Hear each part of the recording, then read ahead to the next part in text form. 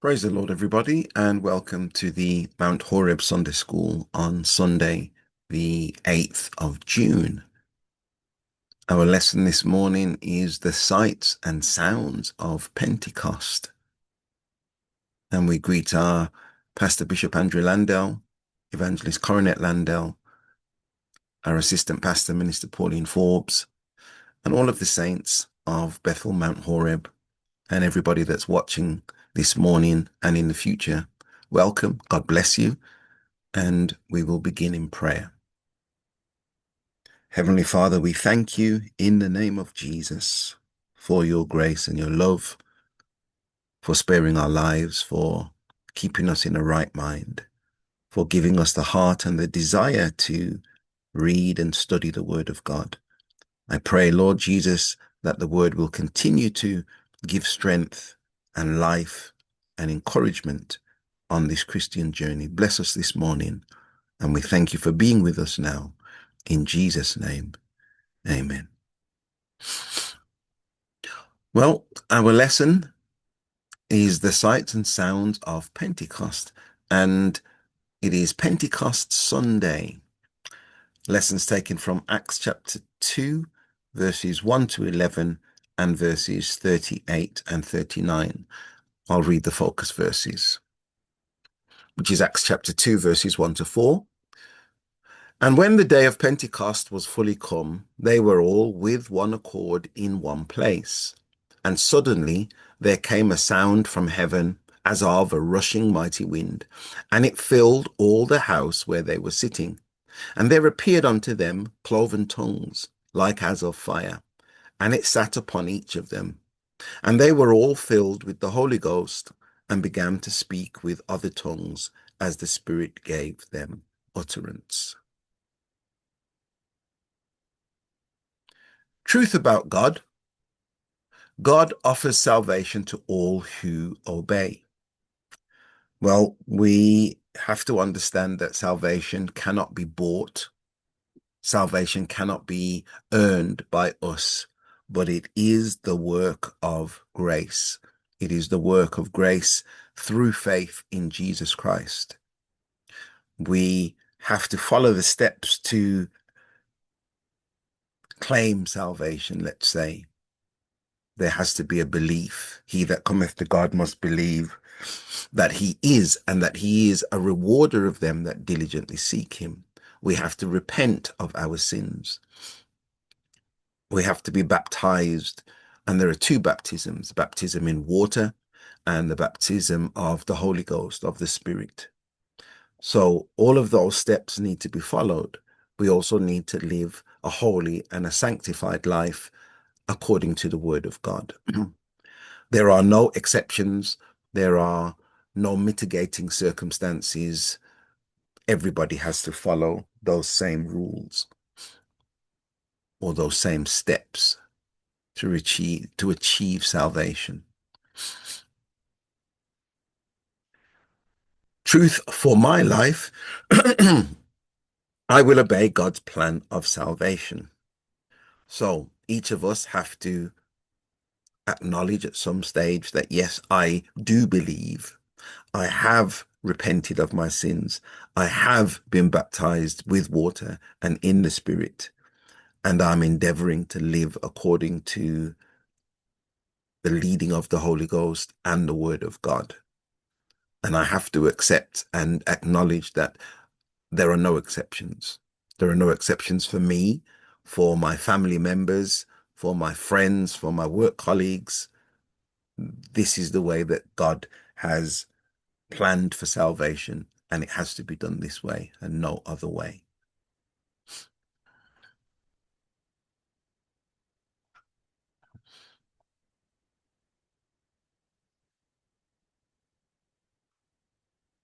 A little intro then to what we're looking at. First verse says, and when the day of Pentecost was fully come, they were all with one accord in one place. But what happened leading up to this then? Well, Jesus has been crucified. He's been with his disciples for 3.5 years, gave them the practical example taught them and taught many others, did miracles, healings, wonders, and so forth. But eventually now he's crucified, he's buried, and after 3 days he rises again from the dead. And the Bible tells us that he is seen by his disciples, although Thomas was missing at one stage, but eventually Thomas gets to see Jesus. And he's also seen by about 500 people over a 40-day period. So 500 people, I think, if I'm correct, I think it's 500 people seeing him at one time, or it's either 500 people in total that have seen him. But I think it's 500 people at one time have seen Jesus over this 40-day period. So there are many witnesses that Jesus is alive, that he's risen from the dead. It's not a fairy tale. It's not an Anansi story, but it's a reality. Now, finally, he's seen by his disciples ascending to heaven. And he tells them that they have to tarry or wait at Jerusalem for the promise of the Father, which they will receive. Now, at this time, there are pilgrims in Jerusalem for the Feast of Pentecost. Jesus has provided himself as the Passover lamb that has died on the cross, and he was 40 days with his disciples and with a number of other people. And then there's this 10-day waiting for Pentecost. So the 40 plus the 10 makes 50. And that's going to be important, as we'll find out. 50 days is going to be fairly important in what we are about to look at. So again, Acts 2 verse 1 says, and when the day of Pentecost was fully come, they were all with one accord in one place. Now, the Jews call it Shavuot, and Shavuot, or the Feast of Weeks. And it's also called Pentecost. So if you hear any of the three terms, Shavuot, Pentecost, Feast of Weeks, it's talking about the same thing. The Feast of Weeks, Shavuot or Pentecost, is the second of the three pilgrim festivals of the Jewish religious calendar. So it was originally, it's an agricultural festival, and it marks the beginning of the wheat harvest. So that's really what Pentecost is in the Jewish calendar. So what are the three main feasts then? So let's have a look at the three main feasts. The three main feasts are Pesach, or Passover. So that'll be the first one. The Feast of Unleavened Bread. So we have Pesach, Passover, the Feast of Unleavened Bread.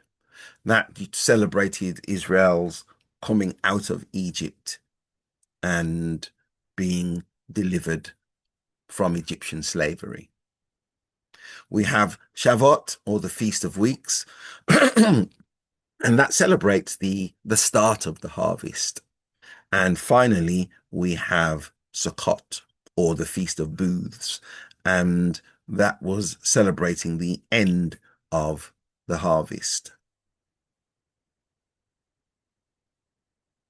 So in the Jewish calendar, because the Jewish calendar is different to our Western calendar. Our Western calendar starts, the first month of the year is January here. January, February, March, April, and so on, all the way around to December.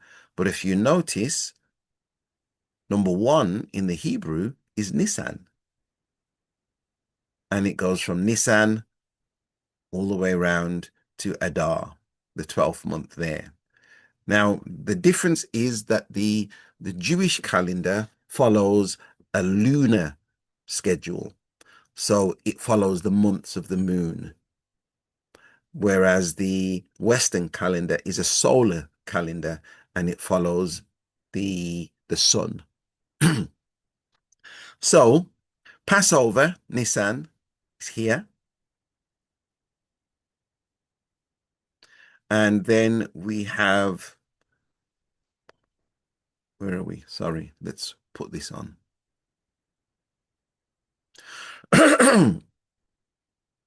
Shavuot, which is here. And that corresponds to our end of May and beginning of June. So the Feast of Pentecost or Shavuot, Feast of Weeks, is always either going to be the very ending of May or sometime in the beginning of early June. So Passover is here. It's normally the end of April, sorry, the end of March, beginning of April. Pentecost is here, and Sukkot is the middle towards the ending of September and the beginning to the middle of October. Those are when the three feasts are. Now, these were known as holy convocations because all Jewish males had to leave their homes and travel to Jerusalem with a sacrifice and present themselves before the Lord and take part in the worship or the commemorative services that they were having there. So Passover is here. 50 days after Passover, we will get to Shavuot, which is the beginning of the harvest. And then we come round to here, which will be the end of the harvest, and also a major celebration here or commemorative celebration is Yom Kippur, or the Day of Atonement. So they do something which is called counting the Omer. So after Passover, then they count 7 weeks. Now we know that there are 7 days in each week. 7 times 7. So 7 days in a week for 7 weeks is 49 days. Then the following day, that's the day of Pentecost. That's the day when they celebrate the beginning of the harvest. So it was a mitzvah. It was a command by law that they had to take place, that they had to leave their homes and come to Jerusalem and take part in the celebrations. They counted the Omer, so each day was counted, and each night they would count off that particular day. There were blessings that would be pronounced, and special grains would have been waved, because remember the harvest now. They're leading up to the beginning of the harvest, so special grains would be waved in the air. I don't know, maybe as they're growing they would pick special grains or something along those lines. The Omer was a measure of grain, so an amount of grain that would be waved each time, just like how we have grams and kilograms and so on that we would measure at the moment. That was their unit of measure, was known as the Omer. Deuteronomy 16 verse 10 tells us, 9 and 10, 7 weeks shalt thou number unto thee, begin to number the 7 weeks from such time as thou beginnest to put the sickle to the corn. And thou shalt keep the feast of weeks unto the Lord thy God with a tribute of a free will offering of thine hand, which thou shalt give unto the Lord thy God, according as the Lord thy God hath blessed thee. So it's a commandment from God that they would do this kind of celebration. Shavuot, Pentecost, Feast of Weeks, it's the 50th day after Passover. It's called Pentecost from the Greek Pentecoste, which means 50th.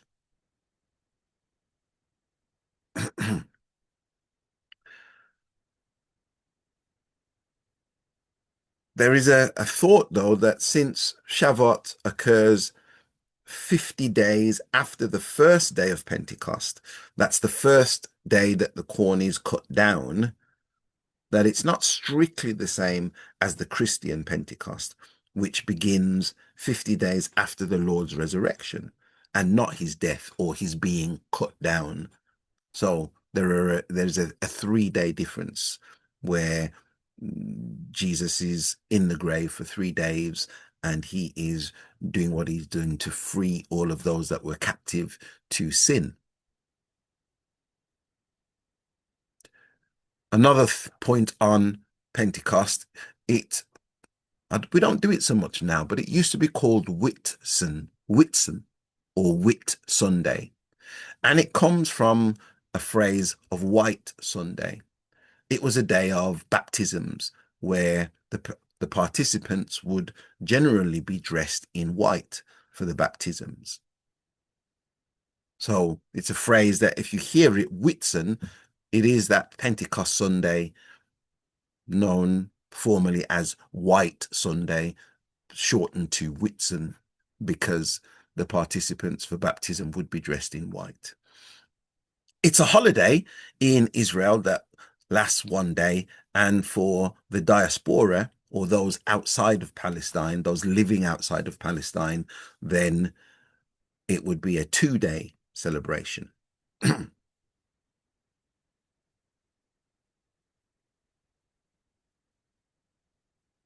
So we go back and we have, when the day of Pentecost was fully come, they were all with one accord in one place. And then we come to, and suddenly there came a sound from heaven as of a rushing mighty wind, and it filled all the house where they were sitting. And there appeared unto them cloven tongues like as of fire, and it sat upon each of them. And they were all filled with the Holy Ghost, and began to speak with other tongues as the Spirit gave them utterance. So there are 120 of Jesus's followers, disciples, and other followers the 12 disciples who became the 12 apostles, and there's others, including women and including Mary, the mother of Jesus. They're all in what we now know as the upper room. Bible tells us that there was a sound of like as of a rushing mighty wind that filled the house. And we know that sound to be the Spirit of God. There was an image that they saw, which was cloven tongues like as of fire that sat upon each of them. So there's a sound and there's an image, and then there was an utterance of a verbal outpouring, a speaking of different languages. And there were dwelling at Jerusalem Jews, devout men out of every nation under heaven. So the Jewish males had all come for the second celebration. Remember, there's 3 holy convocations, 3 gatherings that they're mandated to attend. Passover they've attended, and many will have gone back home and then come back again for this one 50 days later. And they were dwelling at Jerusalem, devout men. These are men that have dedicated themselves to following the laws of Israel, to following Judaism. Now, there's not just going to be naturalized or native Jewish men, but there will be people that are known as proselytes. Proselytes are people that were not Jewish born, but have converted to Judaism.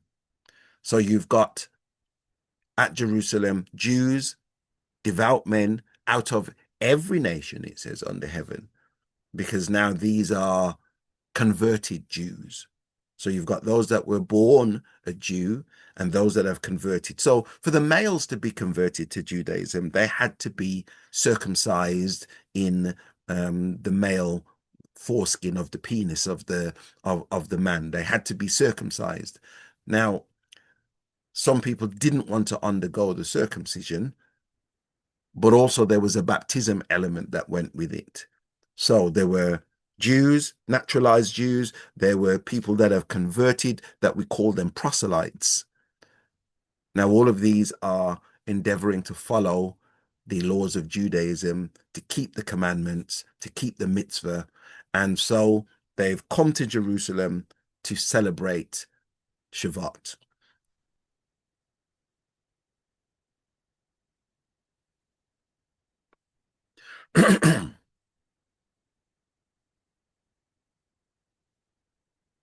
Verse 6, and now when this was noised abroad, the multitude came together and were confounded, because that every man heard them speak in his own language.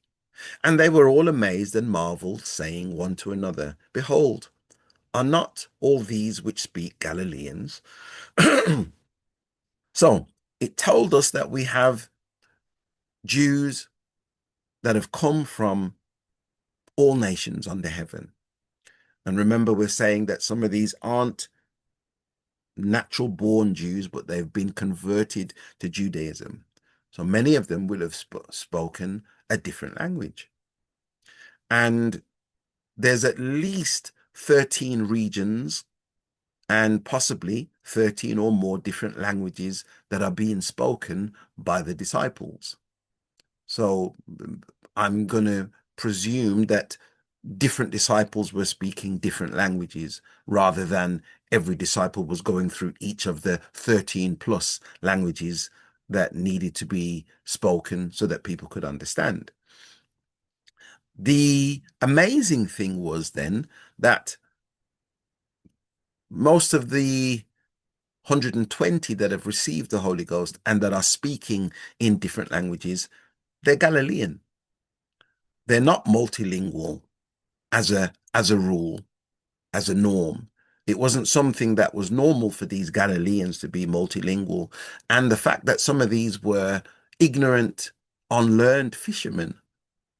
They knew how to fish. They were skilled in fishing, but they had no formal education, most of them.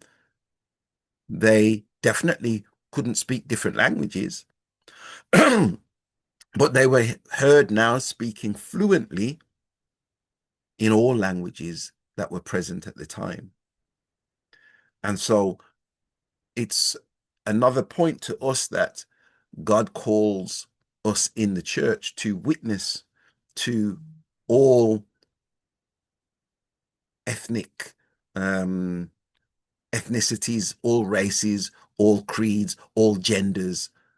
We are meant to witness and spread the word of God to everybody in every generation. That wasn't just for the apostles' time, but for now, we are to make sure that we make the gospel spread to every nation that we possibly can. But they're marveling, they're amazed because what they're seeing and hearing hasn't been done before. And we often hear that this is a Tower of Babel in reverse. The Tower of Babel, everybody spoke one language, but God split the languages up so that we couldn't understand one another. But now here at Pentecost, God has brought everybody back together, and he is using the different languages, but conversing everybody to come back to the one main cause, which is the salvation of mankind. In Babel, they were looking to create a name for themselves. In Pentecost, we're looking to promote the name of Jesus Christ and nothing else. Verse 8 tells us, and how hear we every man in our own language wherein we were born? And here's some of the different languages: Parthians and Medes and Elamites and the dwellers in Mesopotamia and in Judea and in Cappadocia, in Pontus, in Asia, in Phrygia, in Pamphylia, in Egypt, and in all parts of Libya about Cyrene, and strangers of Rome, Jews and Proselytes, Cretes and Arabians. We do hear them speak in our tongues the wonderful works of God. Now, what are they speaking then? They're speaking the message of salvation. The message of salvation is that everybody needs to repent of their sins and believe in Jesus Christ. Everybody needs to be baptized. Everybody needs to receive the gift of the Holy Ghost. And then we need to live a life unto God according to how the Holy Ghost is leading, because at that time, there was no New Testament scriptures. Maybe they would have referred to the law and the Old Testament scriptures, but there was no New Testament scriptures at that time. So everything was fresh, everything was new. And so, as we later find out, mistakes would be made, but the apostles and prophets and so on would make sure that we are in line with the word of God. Until now, we have the New Testament scriptures, which help us to learn from the mistakes and the successes of the original saints that were around.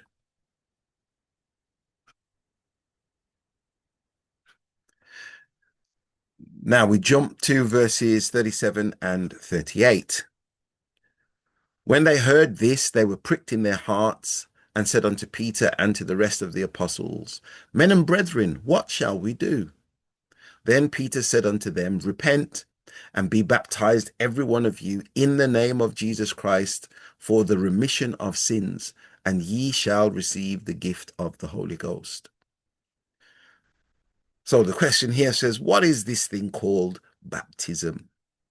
Well, baptism is full immersion in water. That means the person is fully submerged in water, but it's done in the name of Jesus. So we have a baptizer and the person is plunged under the water. Sometimes water, nowadays we'll use a little pool, but in those days they would often baptize people in the river. So they can either be tipped under or they can just kind of duck under and then come back up. But the baptismal formula is in the name of Jesus. Now, why? Because it's for the remission of our sins. It's a symbolic act that we are trusting in God to remove our sins. It's a one-time event. It doesn't need to be done again. My sins will be washed as long as I believe and repent. Now, any future sins that I commit, because chances are that we all have sinned even since we've been baptized, even since we've received the Holy Ghost.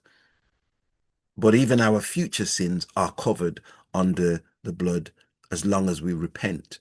Now, I think it's Romans 8, Romans 6 or Romans 8. I think it's Romans 8 that says, shall we continue in sin that grace may abound? Or because our sins are being washed away or are washed away, and any future sins that I commit will be washed away, does that mean that I can just go around sinning because, oh, my sins will be forgiven, so I can just do what I want? No, God forbid. Paul says, how are we that are dead to sin? How can we live in sin if we're dead to sin? So our endeavor, our determination is to be dead to sin. But we do make mistakes from time to time. And if we make mistakes, we have to realize that we have to repent, but God will forgive us of our sins. Now, there are two baptisms. The first one is with water, but the second one is the Holy Ghost. And that's what the witnesses then on the day of Pentecost were seeing. Those in the upper room would have heard the sound, the breath, the wind of God coming in. They would have seen the cloven tongues of fire, and they would have heard the speaking in tongues.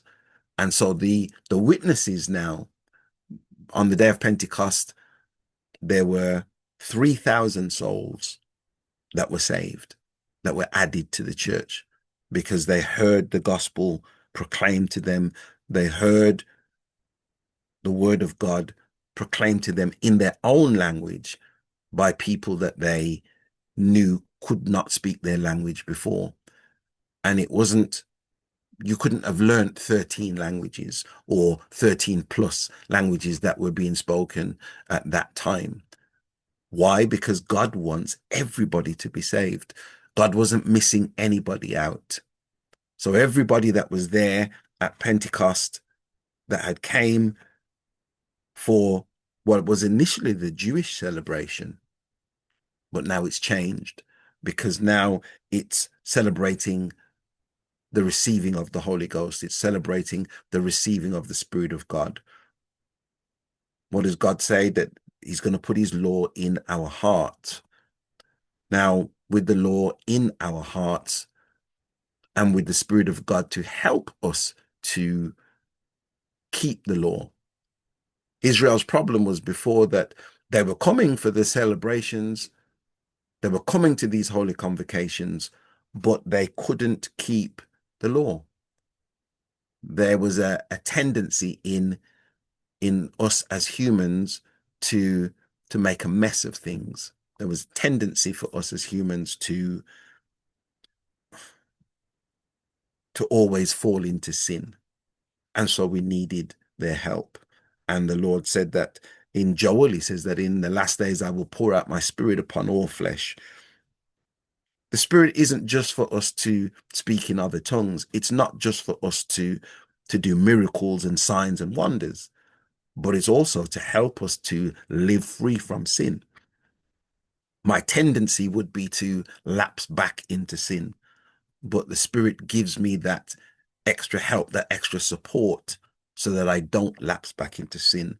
God has done this because he so desperately wants us to be saved. He says he doesn't want anybody to perish, but he wants all to come to repentance. This morning, if you're watching and if you're listening, if you have been baptized in Jesus' name, God bless you, my brother, my sister. But what we need is the second baptism, the baptism of the Holy Ghost. The Holy Ghost is what's going to help us to maintain a holy life, to live free from sin. And if you haven't received the Holy Ghost this morning, my imploring to you is to seek God in fasting, in prayer, because the Holy Ghost is essential for us to live a holy life and for us to be able to be caught up in the rapture. God bless you in Jesus' name.